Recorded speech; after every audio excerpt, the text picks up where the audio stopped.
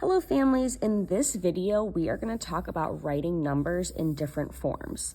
So what we talked about in class was that we as people have a lot of names and they represent the same person. So we might have a name that's on our birth certificate, we might have the name we use at school, we might have the name that our family uses or the name that our friends uses, like nicknames, and they all represent the same person.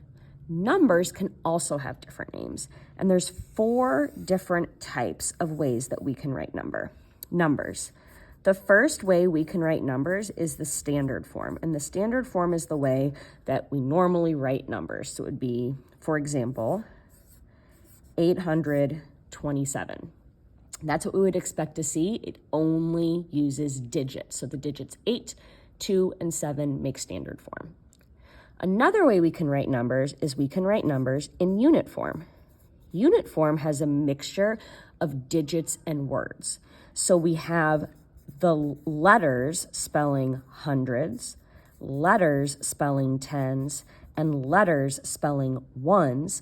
And then we go ahead and figure out. We look at this number. Let's see. It has 8 hundreds. It has 2 tens. It has 7 ones. And writing numbers like this is really important for being able to break it down for addition strategies, subtraction strategies, and also rounding strategies when they get there in 3rd grade. Another way we can write numbers, which is also very useful, is expanded form. Expanded form is where we break apart the number into an addition sentence where we're adding the hundreds, the tens, and the ones. So if I look at this digit 8, that digit 8 does not represent 8. It represents 800. So we would write 800 plus. This digit 2 does not represent 2. It represents 20. And this digit 7, because it's in the ones place, actually does represent 7. One thing we learned about expanded form is it does not have to be in order. So this 20 plus 800 plus 7 is also an acceptable way to write standard form. And we've been teaching students we have to be really careful to see what comes first, because some students will say that this is 287 without looking carefully to see that 800s is the larger number and should be in the hundreds place. The last form is word form, and word form is written completely in letters. So we would write 827. And we learned that if it's a 2-digit number, we put a dash between it if it's 2 words. So 20 and 7, they're 2 separate words. We put a dash to make 27. It is really important that the students know how to write and convert between all these forms. We have a word bank in the classroom to help with spelling those words. It doesn't necessarily have to be something they know how to spell, but they should know what words they should say when they say 827.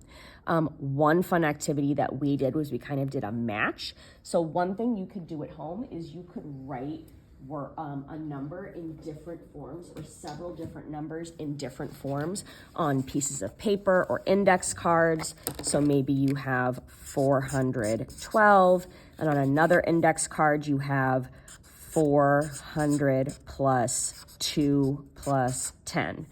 And another index card you might have, let's make it tricky. Let's do like 214, and you might have 200s,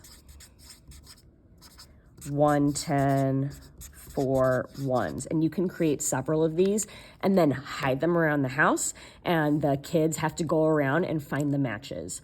Or you could play a game of memory of them. So you could flip them all over, create a bunch, and take turns flipping over 2 at a time and see if they match. And if they don't, flip them back over again. So those are 2 fun ways to practice these specific forms. I also have 2 games that you can play during this long weekend to help practice those word forms. The first one, all you need is a deck of cards or a deck of Uno cards if you have it. Uno cards would work the best, actually. Just take out all the skips and reverses and draw 4s. And if you have a deck of playing cards, take out all the place value cards and take out the aces. So you'll just have 2 through 9. So the way it works is each person draws 3 cards. And then you flip over the cards and you have to create the largest number that you can with your cards. So I know that 4 is the largest digit, so I would want to make that 422. And then this other person would look, oh, it's already is in order, 742. Whichever person has the largest value gets all the cards. And then you can try again, 1, 2, 3, 1, 2, 3, flip them over, make the biggest amount. So we'd have 800 plus 30 plus 12. You can even ask your child, maybe to write it down in a different form, like, how would you say this? 832. I think I said 12 by accident. How would you write it in expanded form? 800 plus 30 plus 2. What is this in unit form? 800s, 3 10s, 2 1s. And then whoever has the larger number, they get to keep. You also could do it by making the smallest number as well to change it up a little bit. And when you run out of cards, whoever has the most cards is the winner of that game. The other fun game is good if you're going someplace like the grocery store or to a department store or someplace where there's going to be lots of numbers around and it's a place value scavenger hunt. So you could just write a bunch of things like this on a piece of paper, 5 1s, 600, 8 10, 9 1s, 1 10, 0 10s. If your child's ready for a challenge, you can even put thousands in there, though we haven't talked about that yet. So then this is going to be their job as they're going around the store, is to try and see if they can find these in the wild. So for example, if you were at the grocery store and you came across, this bag of Skinny Pop here, I see 39 calories per cup. 39 has a 9 in the ones place. It has 9 ones. So I could, check that off my list, or I could write Skinny Pop 39 to show that I found it. And I would go all around the store and try and find all of these throughout the store. If you happen to play any of these games, take a picture of it. We'll showcase it in class.